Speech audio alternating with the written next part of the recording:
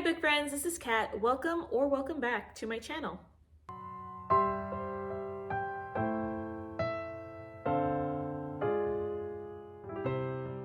This video is my book of the year video, and last month I spun my wheel and I picked Thief of Glory, and this won the 2015 Christy Award.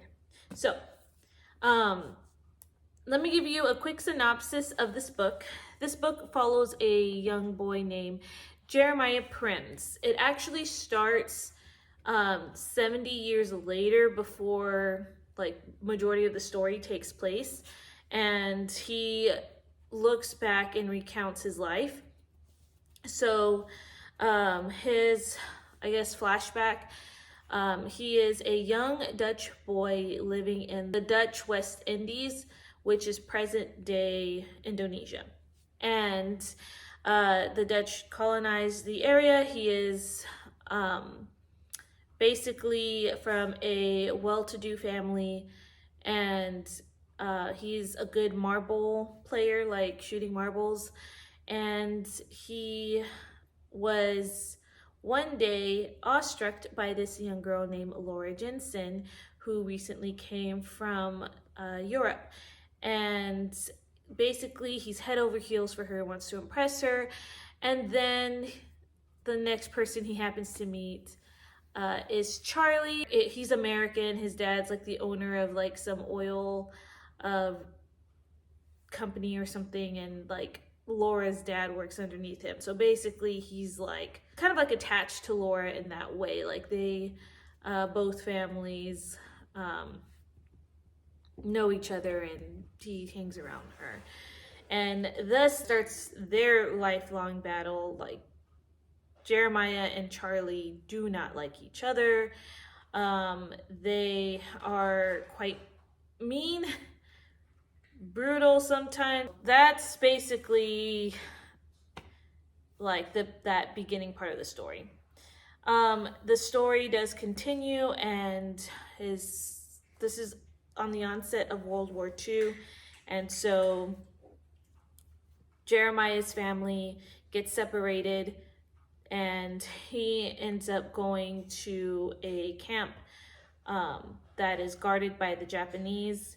The natives of the land that they live on are not friendly towards the Dutch during this time, because they want to be liberated from control of the Dutch over their land. So they want to be their own people. So they kind of help the Japanese in this takeover sort of thing. So majority of this book is during this time of Jeremiah being in the camp. So that's the gist of the story. It is interesting to see this part of the World War II side. I haven't read many books about the Japanese conquering different lands in Asia, and so reading this, I got to see a little bit more of their brutal tactics. This was a hard read in some cases. Jeremiah is sent with his mother and his twin younger sisters and younger brother to a separate camp. And here's where their hardships really begin. You get a lot more of like a sense of the Japanese brutality there. And there were some parts that were really hard to read. Just the tortures, the sad part about like the starvation, the diseases, and there were also content in here, like sexual content. A lot of it didn't go into like gross detail or anything like that, but I would say it was just enough to like know like what was going on. I was intrigued with the book because, like I said, I haven't read much about, this part of history, and I kept, my mind was like hoping like, oh, there's gonna be a happier ending. There has to be. And um, slowly you kind of see people dropping one by one that you grow attached to. There is some faith content in here, but not enough for my liking, I guess. But some of it was there.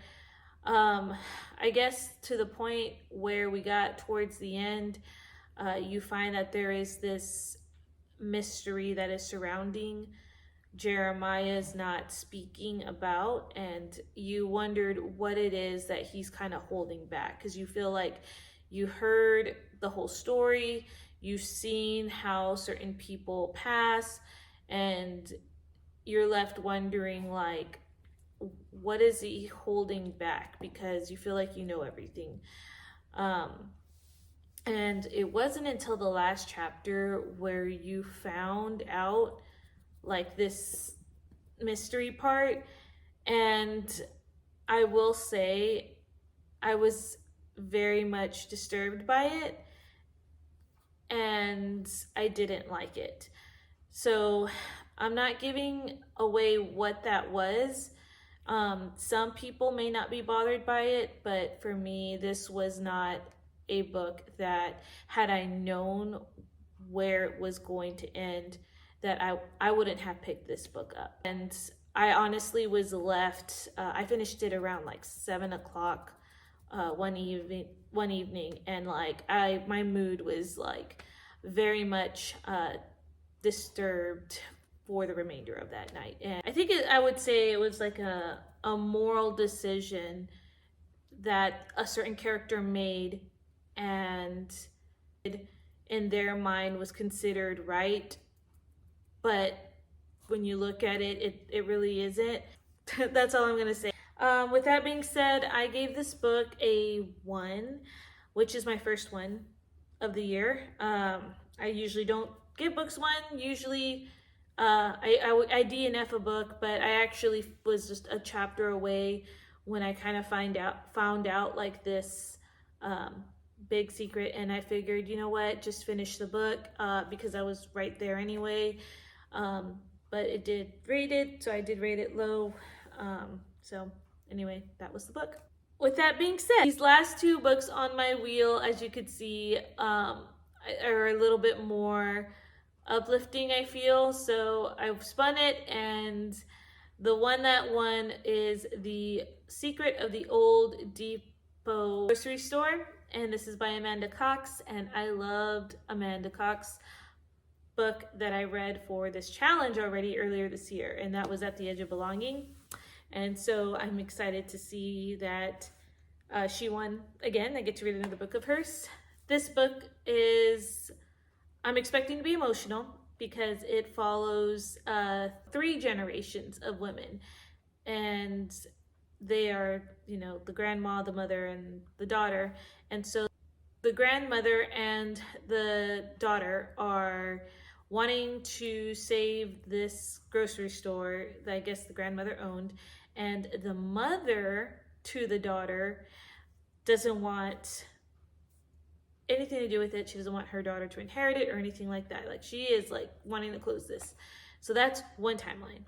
The second timeline, you see this woman, I think her name is Gloria, and she is impregnated by her fiance, and he passes, and so she is going to raise this child on her own, I believe, and the fallout with whatever is going on during that timeline. So I'm excited to get started with this. I'm starting to feel that with currently the books that I'm reading, because I am now reading Unbroken, which is set World War II and does look at the side with the Japanese. I feel like this book is like an extended version of like Thief of Glory, and so I need something nice and fluffy, maybe. Now, this may not be a nice and fluffy book, but it is more into, like, I feel less of maybe like war, and not World War II, hopefully, and maybe a feel good in the end. So anyway, I hope you're enjoying the series.